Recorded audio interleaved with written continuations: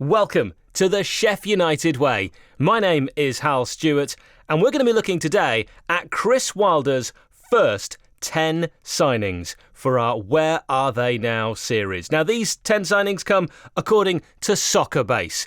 So if anything's wrong, blame Soccerbase. We're going to start on the 1st of June 2016, and what a way to begin.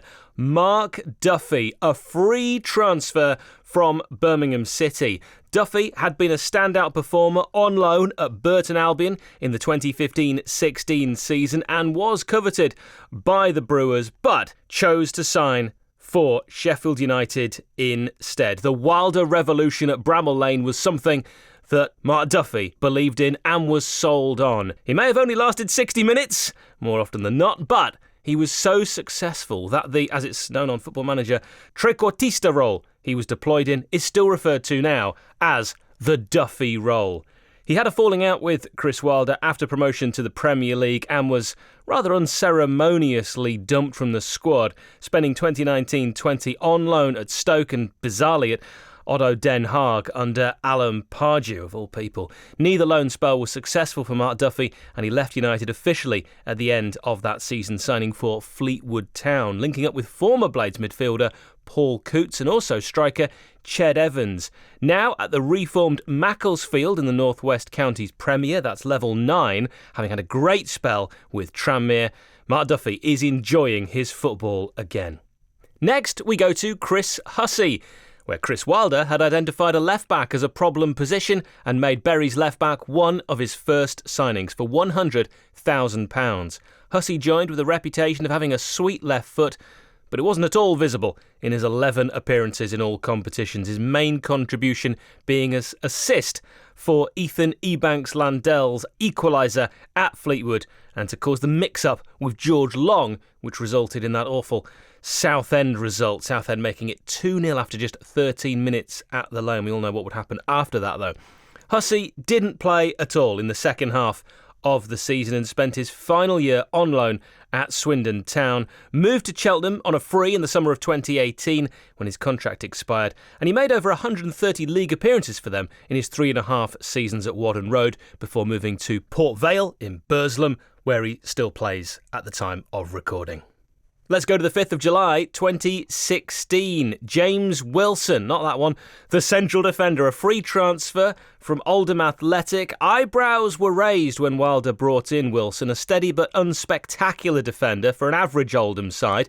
He would only make 7 league appearances for United, but scored possibly one of the most critical goals of the Wilder era, nodding in Mark Duffy's free kick against Oxford to secure Wilder's first win as Blades manager.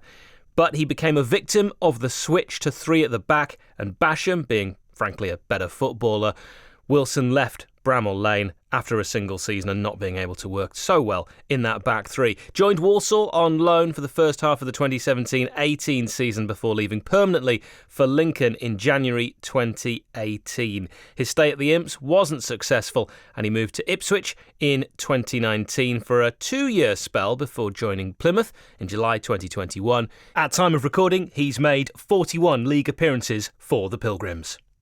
8th of July, 2016. Wow. John Fleck, free transfer from Coventry City. Fleck had been chased by United under Danny Wilson, but we've heard this before. Fax machine problems meant that his signing, alongside that of Rangers clubmate Kyle Hutton, didn't go through. He had been one of Rangers' youngest ever players and was viewed as a wonder kid, so a move to League One Coventry City after Rangers' liquidation was to many a surprise. Nevertheless, his departure from the Rico, Sixfields as well, was decried as a move of a mercenary by the Coventry fans, who never forgave him, but Fleck would prove to be one of Wilder's best ever signings. Pivotal to the midfield play, which powered United through the divisions alongside first Paul Coutts, and then after Coutts' horror injury against Burton, Oliver Norwood.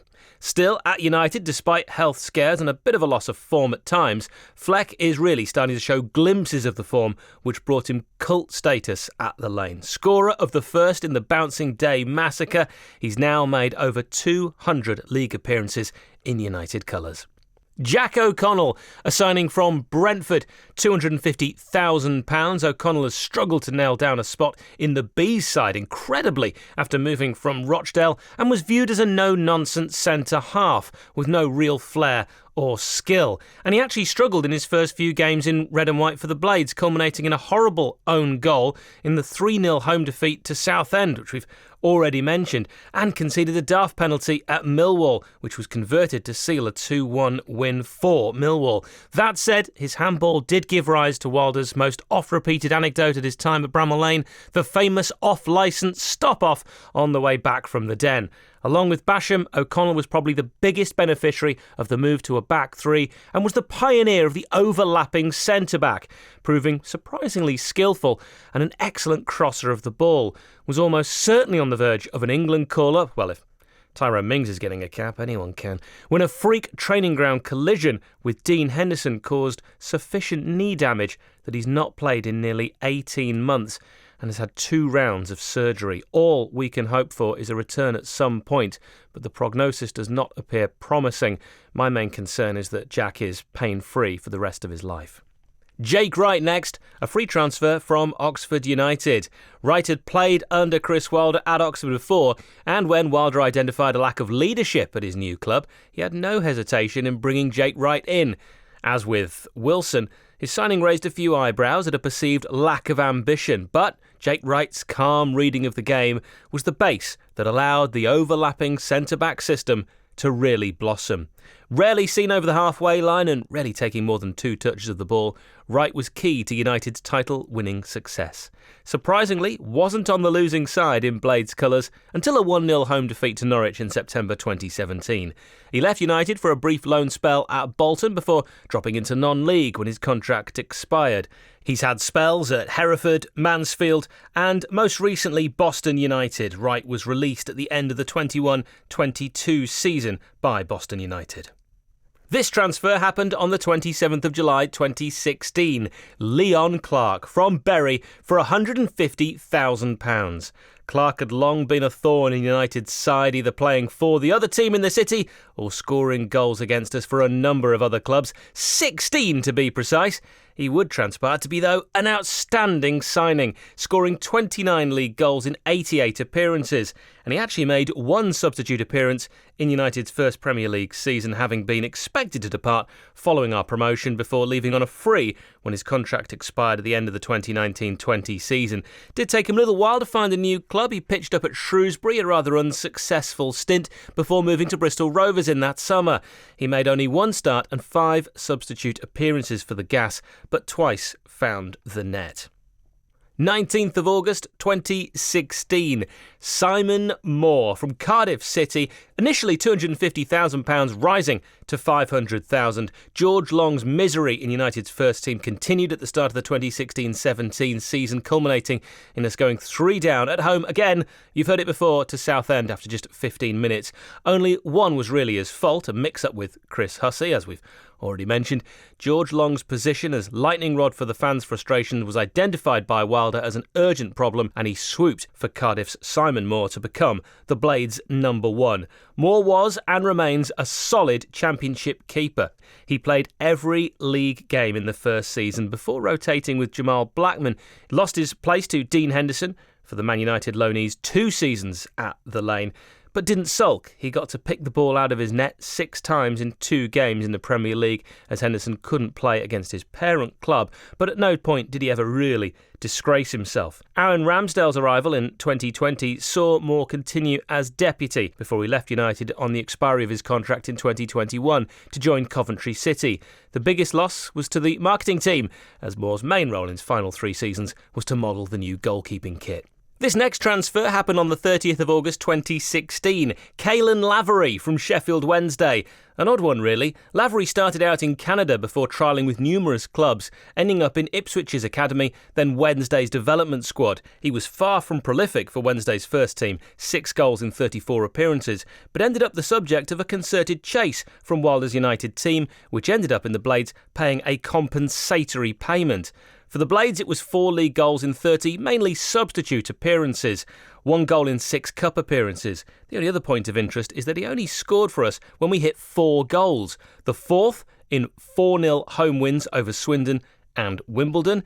In a 4-2 away win at Southend, he got the 3rd, and in a 4-2 win against Swindon when he got the 1st. He spent the last 18 months of his time at the Lane out on loan at Rotherham and Bury's benches before joining Walsall on a free in August 2019. Most recently, Lavery played for Bradford City. 3rd of January 2017, SAMIR CARRUTHERS from MK Dons, a £400,000 signing. The former Villa and Arsenal youth prospect was brought in to provide competition for Mark Duffy, but that only served to spur the incumbent playmaker on to greater heights. Carruthers is another one in a litany of players whose technical ability isn't matched by tactical intelligence or desire, and it was never clear what his best position was. He played well in a 15-minute cameo on debut at Roots Hall as he was brought on for Duffy, then went off injured. Like Lavery, he ended up mainly as a substitute during his time at the Lane before he was, in Football Manager terminology, mutually terminated in the summer of 2019. He's tumbled down the division since 2019-20 at Cambridge in League 2, a month at Eastleigh in the National League, and then from December 2020 until his release, he was at Hemel Hempstead in the National League South, with a loan spell at Dartford, covering the last 3 months at Hemel.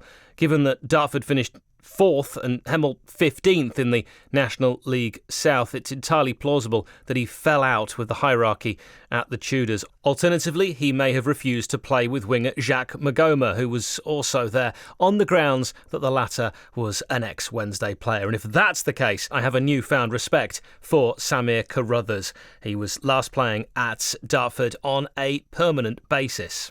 And that concludes the first 10 signings made by Chris Wilder for our Where Are They Now series. Let us know which of those signings you think ended up being the best in the comments.